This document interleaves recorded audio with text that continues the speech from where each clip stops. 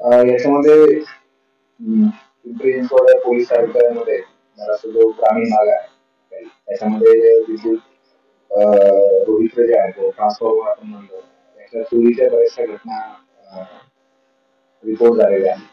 त्या संदर्भात माननीय पोलीस आयुक्त सर विनय कुमार चौबे सरांनी तात्काळ याच्यामध्ये गुन्हा दाखल करून आरोपी अटक करण्याबाबत केलेले होते. कारण त्याचं असं की महाराष्ट्र शासन या ग्रामीण भागामध्ये जास्तीत जास्त शेतकऱ्यापर्यंत वीज कशी पोहोचेल याच्या संदर्भातले ह्या रोहित्र बसवण्यात आलेली होती आणि त्याची चोरी जी आहे ती गांभीर्याने घेऊन आपण याच्यामध्ये डिटेल वर्कआउट करून माळुंगे एमआयडीसी पोलीस स्टेशनचे जे वरिष्ठ पोलीस निरीक्षक आहेत विखे साहेब आणि त्यांची टीम गाडगे आणि तपास करतात.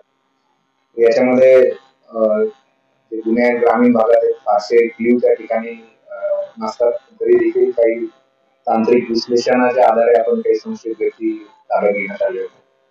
त्यांच्याकडून सविस्तर चौकशी करता इतर जे त्यांचे साथीदार आहेत ते मिळाले. त्यांनी या गुन्ह्याची कबुली दिली.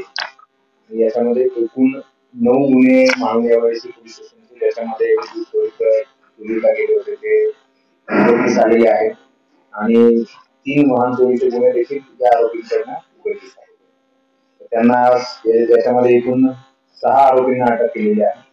त्याच्यामध्ये 4 जे आहेत ते चोरी करणारे आरोपी आहेत आणि 2 जे आहेत हे जे विद्युत रोहित्रामध्ये तांब्याचे ज्या तारा आहेत आणि त्याच्या ज्या पट्ट्या असतात त्या जवळजवळ 2,75,000 एवढ्या किमतीच्या आपण त्या रिकव्हर केल्या आणि ज्या व्यक्तीने चोरीची मालमत्ता विकत घेतली होती त्या 2 व्यक्तींना सुद्धा या गुन्ह्यामध्ये अटक केलेली आहे आणि त्याच्यात मान्य न्यायालयाने पोलीस कोठडी दिलेली आहे. तर यामध्ये एकूण हे 12 गुन्हे उघडकीस करून एकूण 8 लाखांचा मुद्देमाल या आरोपींकडनं आपण जप्त केलेला आहे.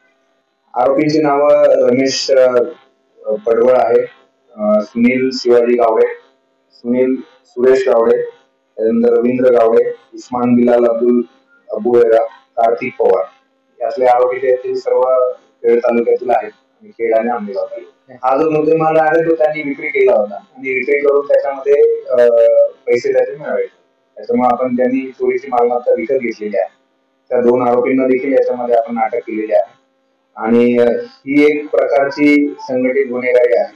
आता जो नवीन कायदे जे लागू झाले त्याच्यामध्ये पेटी ऑर्गनाइज क्राईम म्हणजे जी कमी स्वरूपाची संघटित गुन्हेगारी आहे जे चोरीसारखे छोटे गुन्हे करतात तर त्या पेटी ऑर्गनाइज क्राईमच्या सेक्शनचा अंतर्भाव करण्यासाठी सुद्धा आम्ही याच्यामध्ये नवीन भारतीय न्याय संहितेचा अभ्यास करून त्या कलमाचा अंतर्भाव करण्याचा याच्यामध्ये आम्ही समावेश करतो. याच्यामध्ये रमेश उर्फ राहुल बाळू पडवळ हा या पूर्ण टोळीचा मुख्य आहे असा त्या तपासादरम्यान निष्पन्न आहे.